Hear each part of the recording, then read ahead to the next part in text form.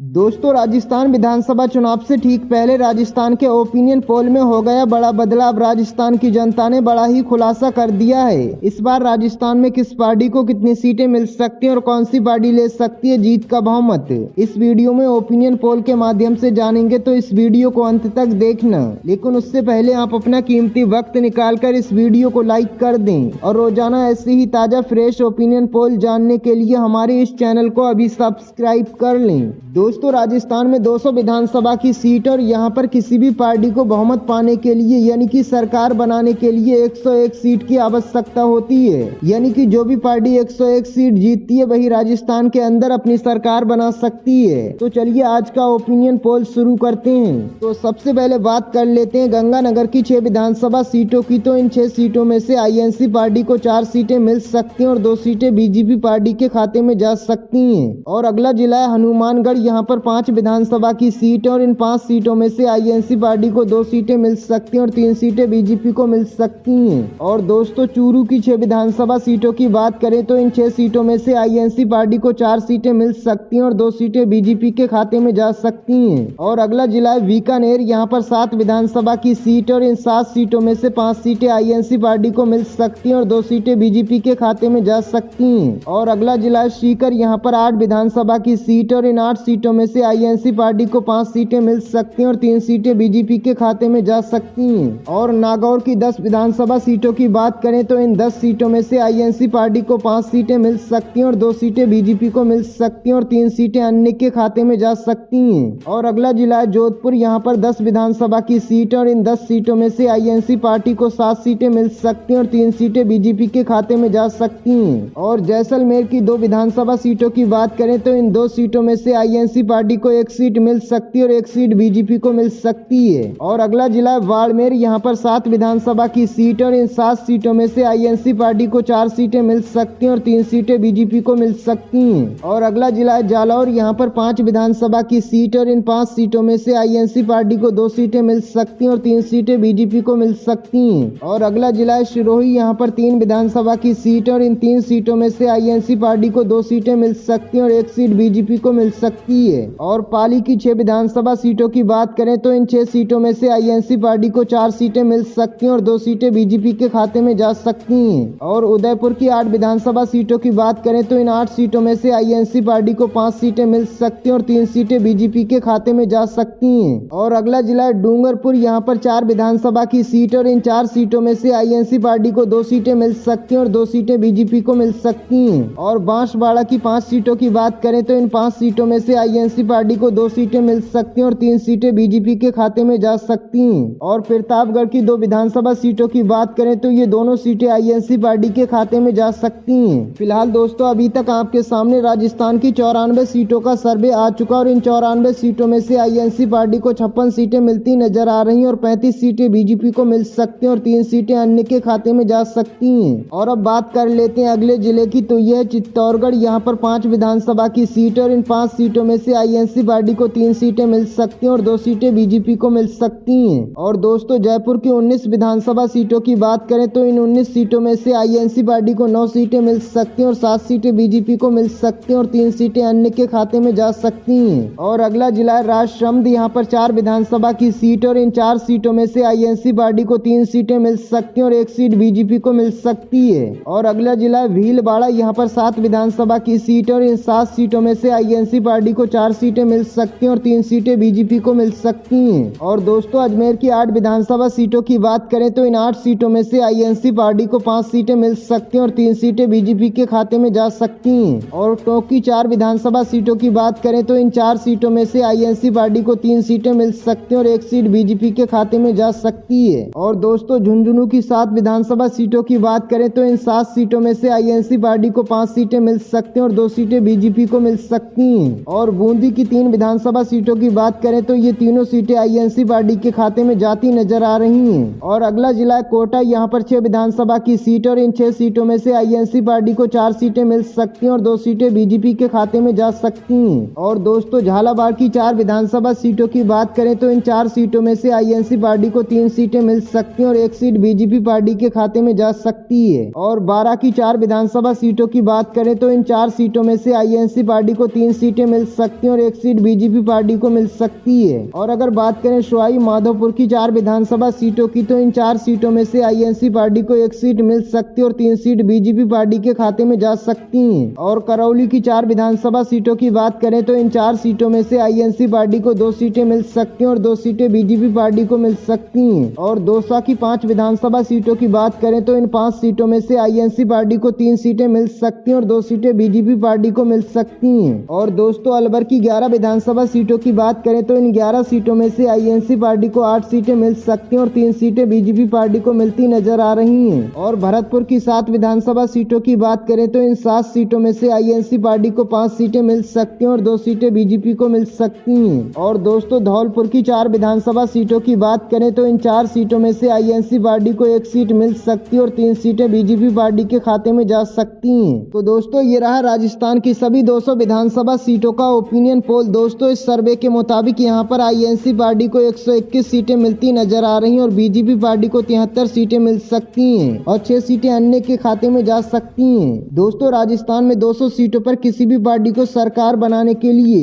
101 seat की आवश्यकता होती है, यानी कि जो भी पार्टी 101 सीट जीतती है वही राजस्थान के अंदर अपनी सरकार बना सकती है। फिलहाल दोस्तों आपको क्या लगता है इस बार राजस्थान में किस पार्टी की सरकार बन सकती है? आप अपनी राय हमें कमेंट बॉक्स में जरूर दें।